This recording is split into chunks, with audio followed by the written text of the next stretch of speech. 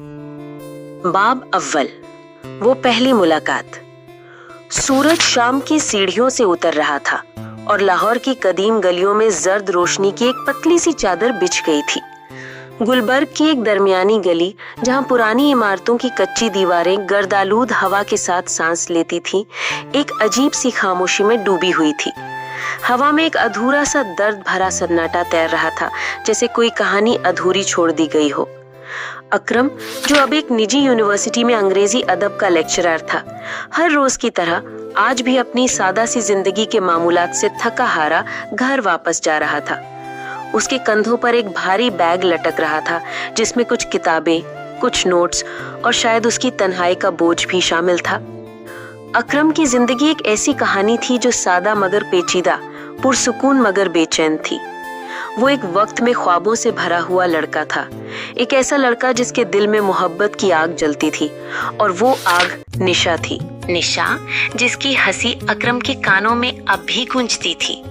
वो निशा जिसकी आंखों में वो एक पूरी दुनिया देखता था। लेकिन तकदीर की तहरीरें ऐसी लिखी गई थी कि निशा अब उसकी नहीं थी।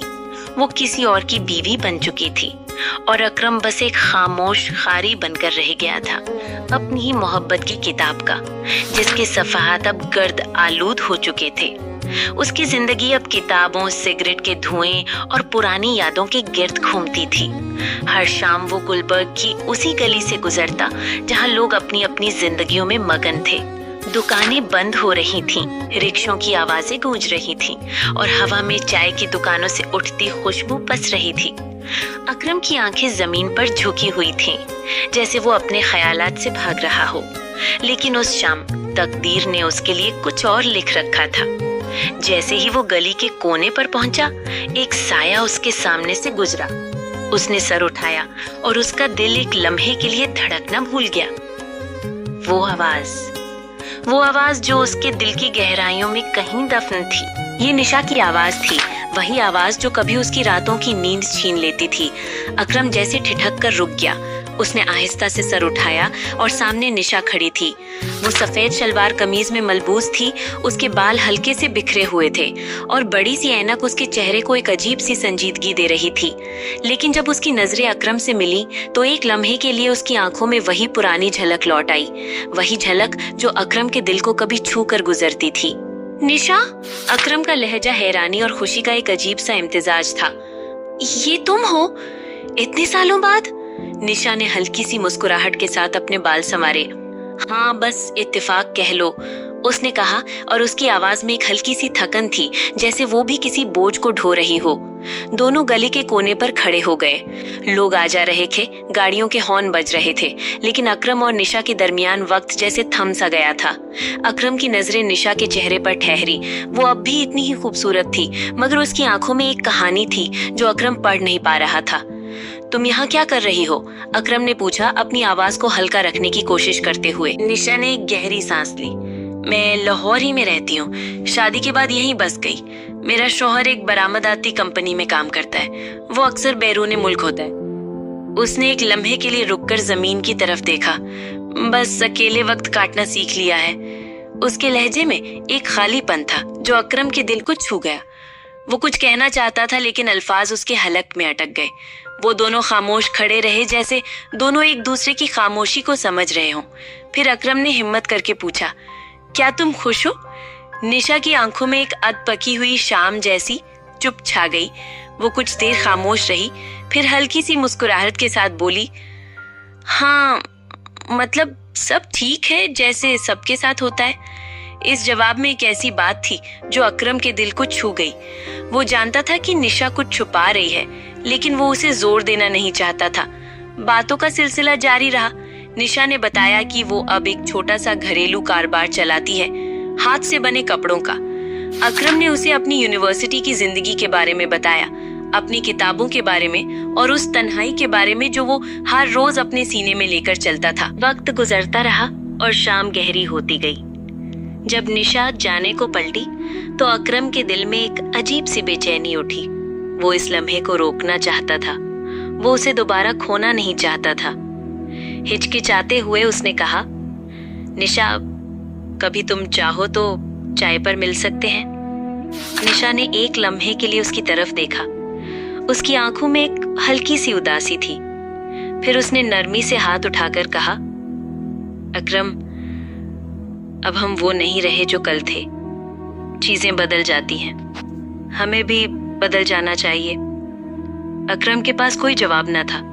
वो बस खामोशी से उसे जाते हुए देखता रहा। निशा की खुशबू, उसकी आवाज और उसकी वो आखिरी मुस्कुराहट उस गली में देर तक महकती रही। जब अकरम घर पहुंचा तो उसके दिल पर एक अजीब सा बोझ था। उसका कमरा जो हमेशा उसे सुकून देता था, आज उसे खाली खाली लग रहा था। उसने अपना बैग एक तरफ रखा, सिगरेट सुलगाया और अपनी पुरानी किताबों की अलमारी की तरफ बढ़ा। उसकी नजरें उन किताबों पर पड़ी जो उसकी तन्हाई की साथी थी, लेकिन आज वो कुछ और ढूंढ रहा था। शायद कोई जवाब, शायद कोई राज। लाशऊरी तौर पर उसने अलमारी खोली और पुरानी किताबें पलटना शुरू की। अचानक उसके हाथ में एक मोटी गर्द-आलूद किताब आई। उसकी जिल्द पर सुनहरी हुरूफ में लिखा था, तकदीर के बदलते रूप, एक कदीम इल्म। अकरम ने हैरानी से किताब को देखा। उसने उसे कभी खोलकर नहीं देखा था।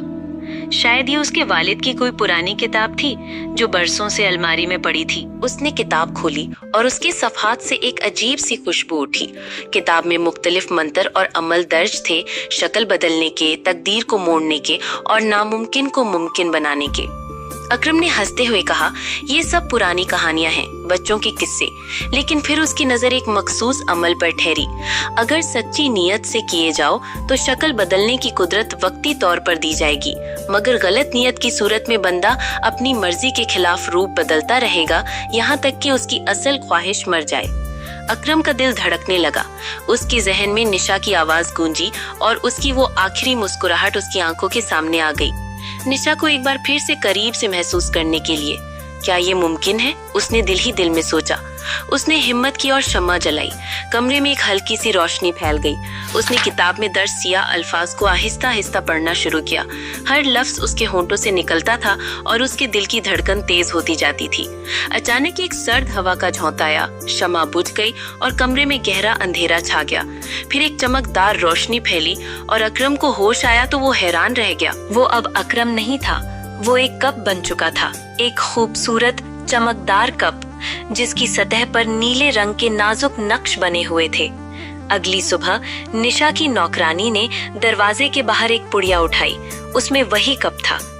बीबी जी, ये कोई अछूता सा कप बाहर पड़ा था, बहुत ही खूबसूरत है, नौकरानी ने मुस्कुराते हुए कहा। निशा ने कप को हाथ में लिया, उसे गौर से देखा और फिर उसे साफ करके किचन की अलमारी में रख दिया। अगली सुबह जब वो उसी कप में चाय पी रही थी, अकरम, जो अब उस कप की सूरत में था, अपनी महबूबा को अपनी ही नजरों के सामने देख रहा था। वो उसके हाथों की गर्मी, उसके होंठों के लम्स और उसकी सांसों की हल्की सी आहट को महसूस कर रहा था, लेकिन वो कुछ बोल नहीं सकता था, कुछ कर नहीं सकता था। वो बस एक कप था, खामोश, बेबस और कैद। ये सजा थी या तकदीर का खेल? अकरम अभी तक उसे समझ नहीं पाया था, लेकिन उसकी कहानी अभी खत्म नहीं हुई थी। बाब अव्वल का इख्तिताम। अगले बाब में नए रूप, नई कैद। अकरम कैसे मुसलसल रूप बदलता है और उसकी बेइख्तियार तकदीर कैसे एक नई कहानी को जन्म देती है।